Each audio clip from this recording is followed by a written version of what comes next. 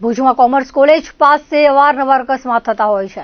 સવારે નલિયા ડેપોની ભુજ નલિયા બસ ભુજ તરફ આવતી હતી ત્યારે કોમર્સ કોલેજ પાસે અકસ્માત થયો હતો। બસની આગળ કાર આવી જતા અચાનક બ્રેક મારતા ગાડી અડી ગઈ હતી, જેથી સામાન્ય નુકસાન થવા પામ્યું હતું।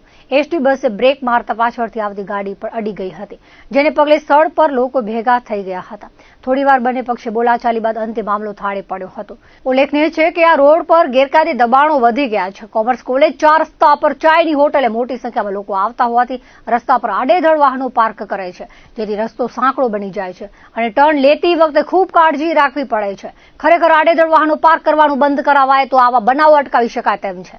2 દિવસ પહેલા અહીં શનિવારે 2 યુવાનોના જૂથ વચ્ચે બોલાચાલી થઈ હતી, જેમાં તલવારો ઉછળી હતી। જોકે આ મામલે પોલીસ ચોપડે ચડ્યો નથી।